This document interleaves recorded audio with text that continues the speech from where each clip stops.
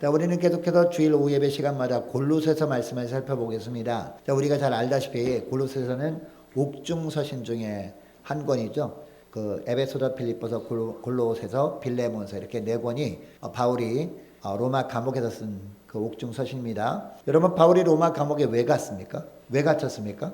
어떤 잘못을 저질러서 오게 갇힌 겁니까? 아니죠. 이 바울이 1차, 2차, 3차 선교여행을 다 마친 다음에 예루살렘으로 돌아갔다가 이제 붙잡힙니다. 아무것도 죄를 범한 것도 없는데 그 유대인을 힘들게 했다는 것 때문에 유대인들이 막 소요를 일으켜서 결국 붙잡힌 거죠. 자, 붙잡혀서 이제 신문을 하려고 그러는데 바울이 뭐라고 했습니까? 나는 로마 시민권이 있는 자이기 때문에 로마 황제한테 항소한다 라고 해서 황제한테 재판을 받기 위해서 알렉산드리아 호를 타고 로마로 압송된 거죠. 로마로 압송되는데 재판받기 전에 어디 있습니까? 감옥에 갇히잖아요.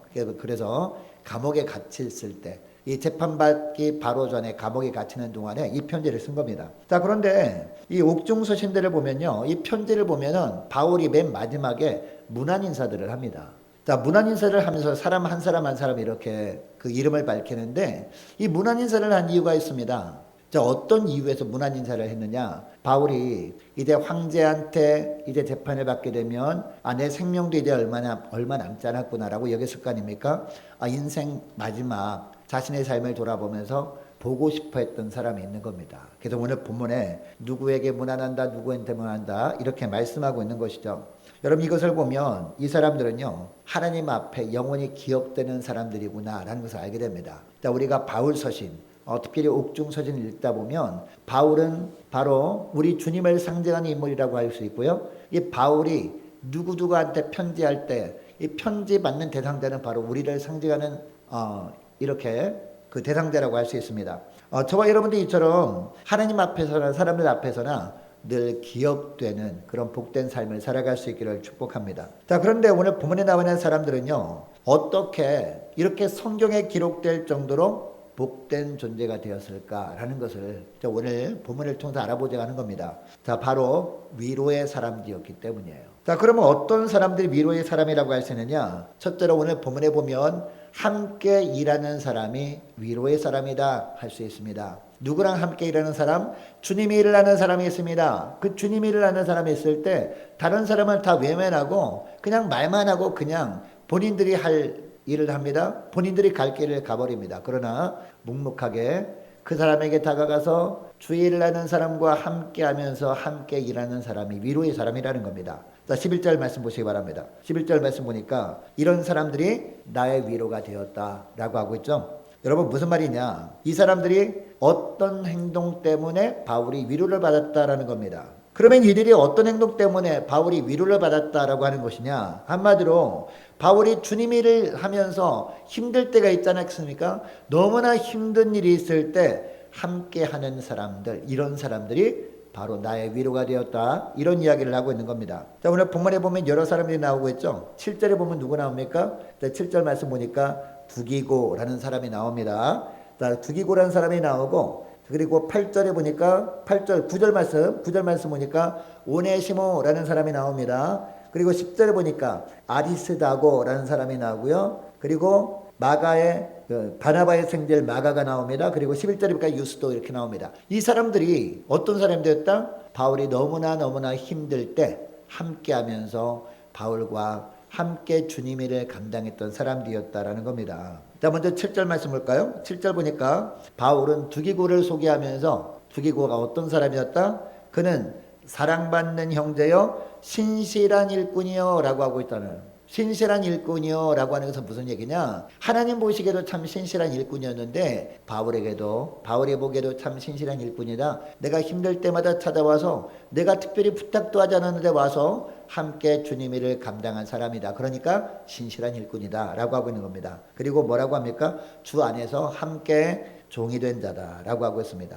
또 10절 말씀 보니까 아리스다고와 마가를 소개하죠. 이들은 또 어떻게 소개하고 있는지 봅시다. 10절 상반절 보니까 바울 자신과 함께 갇힌 사람들이다 라고 하고 있습니다. 여러분, 이처럼 아리스다고와 마가는 바울이 복음을 증거하려 다닐 때 그냥 구경만 하지 않았다라는 겁니다. 함께 주님 일을 감당했기 때문에 바울이 복음을 증거하다가 옥에 갇혔을 때도 함께 옥에 갇히기도 했다라는 것이 이것을 기억해주고 있는 것이죠. 그리고 또 유스도라는 사람이 나오죠. 11절 하반절에 보니까 이 유스도는 어떻게 소개하고 있습니까? 하나님 나라를 위해서 어떻게 한 사람? 함께 역사했던 자다라고 하고 있습니다. 여러분 여기에 역사는 뭡니까? 함께 주의 일을 했다라는 것이죠.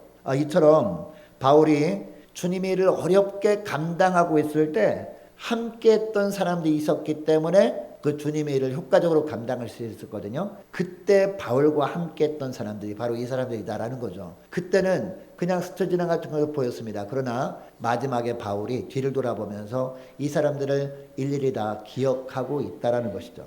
여러분 교회 안에서도 보면 많은 분들이 주님의 일을 하지 않습니까? 자, 그런데 우리가 주님의 일을 감당할 때 언제 위로가 될까요? 정말 기대하지도 않았는데 나를 도와줄 사람이 있을 때 그때 정말 위로가 되거든요. 저도 옛날에 그 서울에서 사역을 할 때 이제 일들이 많지 않겠습니까? 큰 교회는요 엄청난 일들이 많거든요. 그래서 늦게 집에 들어갈 수밖에 없는 환경 가운데 있을 때가 있어요. 뭐 기도회도 있고 신방도 하고 또 여러 가지 교육도 하고 하다 보면 이제 그래도 남겨진 일들이 있잖아요. 그 일을 다 해야 집에 가거든요. 자, 그러면 밤 10시, 11시 되도록 이제 다른 사람은 다 집에 간다고 혼자 남아서 이렇게 일을 하고 있는데 어떤 청년이 똑똑 두드려요. 그래서 커피 한 잔 들고 와가지고 목사님 뭐 하세요? 그래서 나 이거 바빠서 일하고 있다면 제가 좀 도와드릴게요 하면서 그냥 부탁도 하지 않았는데 도와줘가지고 일찍 집에 들어가게 됐을 때 생각보다 그렇게 될 때 어떤 마음이 되는지 아십니까?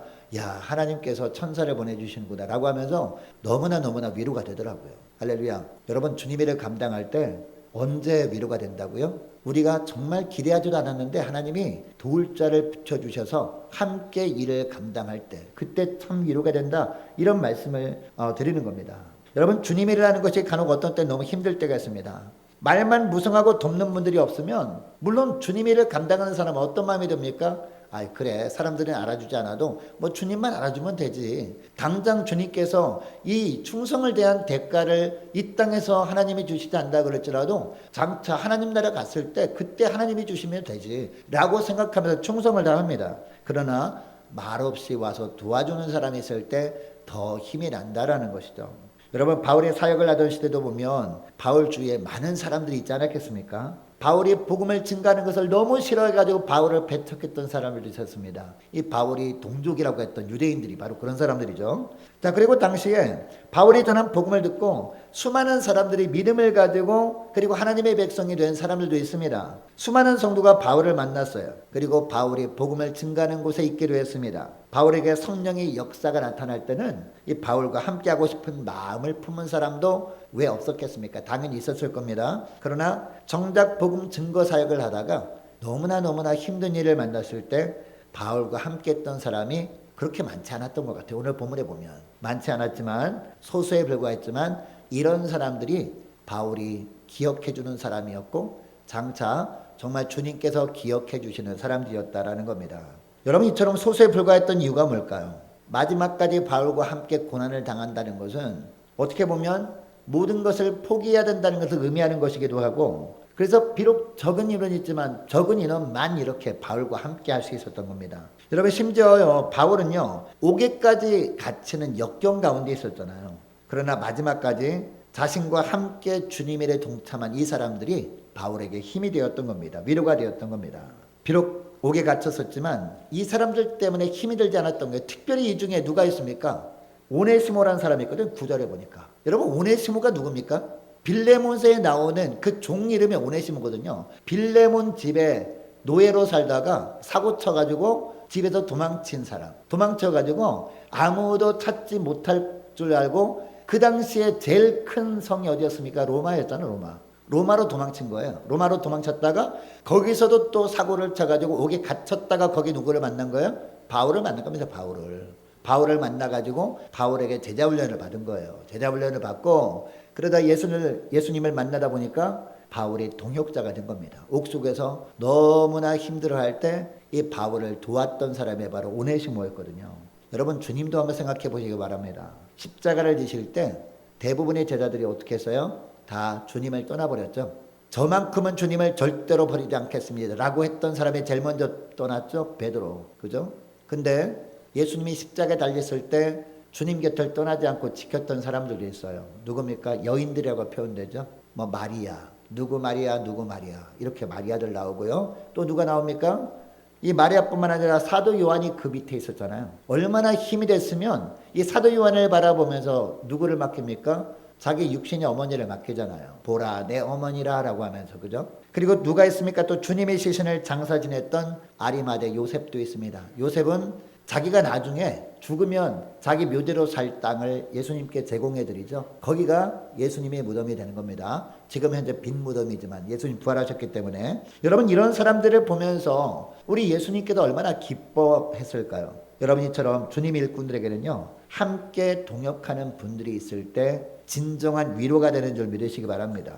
여러분 진정 위로의 사람으로 살면서 함께 주님의 몸된 교회를 아름답게 섬겨나가시는 저와 여러분 되시기를 축복합니다. 자, 그리고 두 번째로 어떤 사람이 위로의 사람이냐. 자, 오늘 본문에 보니까 덕스러운 말을 하는 사람, 힘이 되는 말을 해주는 사람, 그리고 격려의 말을 해주는 사람이 위로의 사람이라는 겁니다.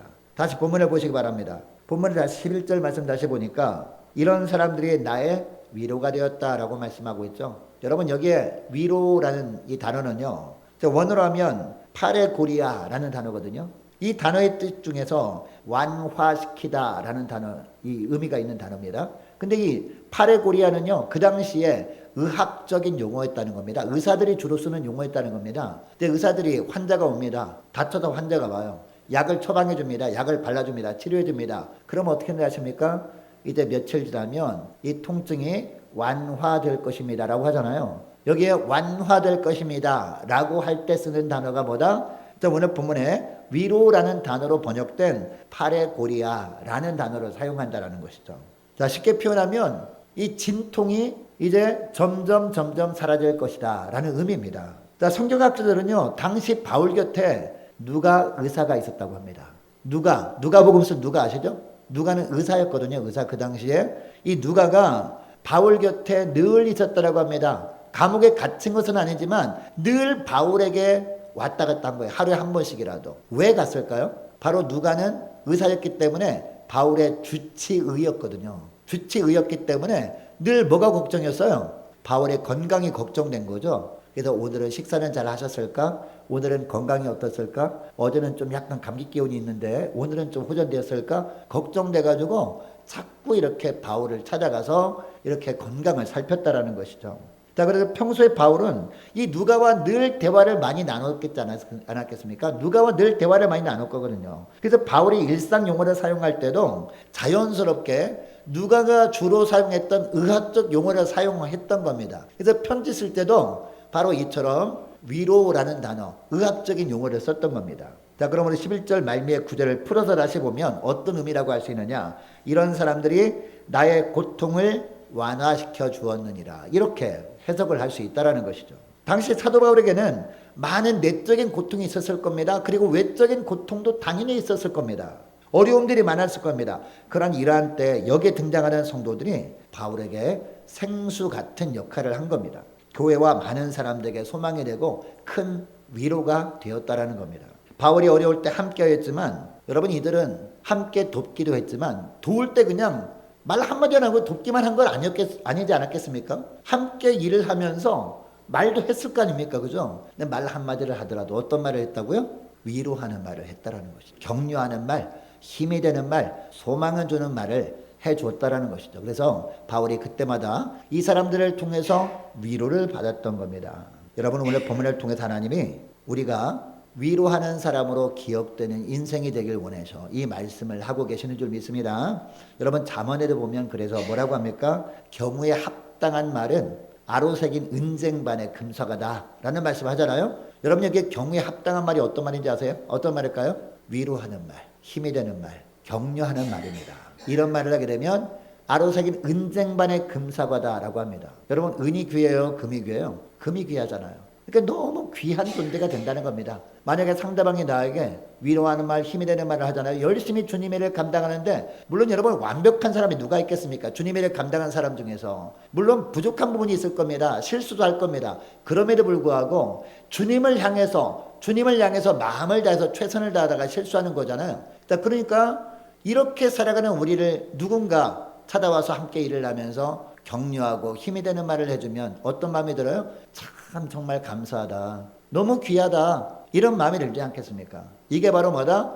경우에 합당한 말은 아로 새긴 은쟁반의 금사가다. 이 의미라는 것이죠. 자, 그리고 또 어떤 말씀이 있느냐? 유선한 말은 분노를 쉬게 한다라는 의미가 있고, 이것도 무슨 말이냐면요, 우리가 주님 일을 감당하는데 아무도 도와주는 사람이 없어. 그래서 나 혼자 죽도록 일을 하고 있어요. 그래서 마음속에도 불편한 마음이 있습니다. 그런데 나를 찾아와서 함께 일도 해주고, 그리고 말로 정말 위로하는 말을 하면요, 이처럼 이 마음의 섭섭한 마음이라든가 이 마음의 불편한 것들이 볶는 녹듯이 녹아진다라는 것이, 이 말씀을 하는 거거든요. 무슨 말이냐? 그러니까 우리가 위로하며 살라라는 말씀을 하는 겁니다. 여러분, 사실 우리를 위로해 주시는 분은 누구예요? 하나님이시죠, 당연히. 우리의 참 위로자는요, 예수님밖에 없습니다. 그래서 고린도후서 1장 3절 4절 말씀은 이런 말씀을 하죠. 찬송하리로다. 그는 우리 주 예수 그리스도의 하나님이시여 자비의 아버지시여 모든 위로의 하나님이시며 우리의 모든 환난 중에서 우리를 위로하시는 분이다 라는 말씀을 합니다. 또 시편 86편 17절 말씀에도 보니까 여호와여 주는 나를 돕고 위로하심이니이다 라는 말씀을 하기는 합니다. 여러분, 우리를 진정 위로하시는 분 하나님 말씀이다. 그런데 하나님께서 우리를 위로하시는데 어떤 통로를 통해서 위로하시느냐는 거죠. 누구를 통해서 위로하시는 거예요? 그냥 아무도 나를 위로해주는 사람이 없는데 하나님께서 그냥 말씀으로 물론 위로하실 수도 있지만 주로 어떤 방법을 통해서 위로하셔요? 우리와 함께하는 지체들을 통해서 위로하신다는 거죠. 그 지체를 통해서 일부 몇몇 사람들이 찾아와서 돕고, 그리고 말로 힘을 주는 그 사람들을 통해서 하나님께서 위로하신다는 거죠. 그래서 하나님은 위로의 하나님이다 라는 말씀이 나오는 겁니다. 여러분, 그러니까 자, 우리가 어떤 삶을 살아야 될까요? 자, 우리 교회에 또 많은 성도들이 함께 모여서 예배드리게 하는 이유가 뭘까요? 함께 주님의 일을 감당하게 하는 이유가 뭘까요? 서로 위로하는 자가 되기 위해서. 할렐루야. 어떻게 하면 위로하는 자가 된다? 주님의 일을 감당하라고 하나님께서 또 2025년도에도 새 일을 맡기시거든요. 각자에게 그 맡기시는데, 저 사람에게 저런 일을 맡겼고 나에게는 이런 일을 맡겼기 때문에 내 일 다 했으니까 나만 뭐 그냥 다른 일 해도 되겠지라고 하면서 그냥 모른 체 하지 말고 그 사람이 혼자 힘으로 버거워서 열심히 하고 있는 모습을 보이면 어떻게 해요? 조용히 찾아가서 돕는 겁니다. 돕기만 할 뿐만 아니라 입술을 내서 대화할 때도 어떤 대화를 하는 거다? 힘을 주는, 위로가 되는 격려의 말을 해주는 겁니다. 그래도 권사님에 계셔서 참 감사해요. 이런 말을 해주는 건 얼마나 힘이 나겠습니까? 그죠? 자, 우리 장로님에 계셔서 우리 교회는 정말 복받은 교회예요. 저도 너무 감사해요. 이런 말을 해주는 겁니다. 그렇게 될 때 위로의 사람이 되고, 누가 기억해 주세요? 누가? 그 사람이 기억해 줄 뿐만 아니라 당연히 기억하겠죠. 그 사람이 정말 힘들 때마다 기억나는 사람이 저와 여러분이 1번이 되기를 원합니다. 자, 그리고 누가 기억해 주세요? 하나님이 기억해 주신다는 거죠. 하나님이 기억해 주신다니까요. 장차 우리가 주 앞에 가면요, 우리 주님께서 이런 사람을 기억해 주는 것을 우리가 알게 된다는 것이죠.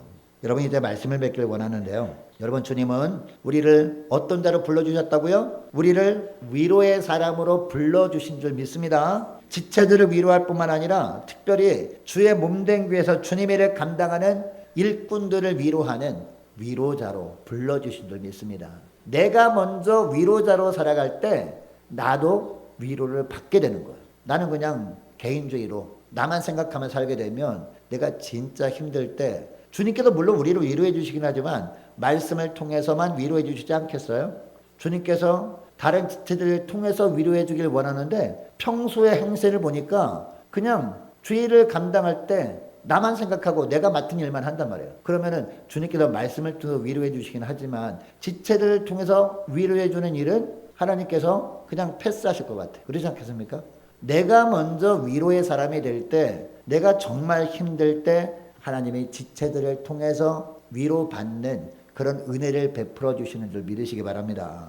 여러분, 이것을 기억하시고 무엇보다도 우리가 앞으로 살아갈 날 많이 있지 않습니까? 그리고 이제 몇 달 남지 않았어. 2024년 올 한 해 벌써 10월 달이잖아요. 이제 11월, 12월 두 달밖에 남지 않았잖아요. 그죠? 두 달 동안 무엇보다도 위로의 사람으로 살아가시는 저와 여러분 되시기를 축복합니다. 그래서 하나님께서 기억해 주시는 게 얼마나 복된 일입니까? 하나님께서 기억해 주시는 복된 저와 여러분 되시기를 주 이름으로 축복합니다. 기도하겠습니다.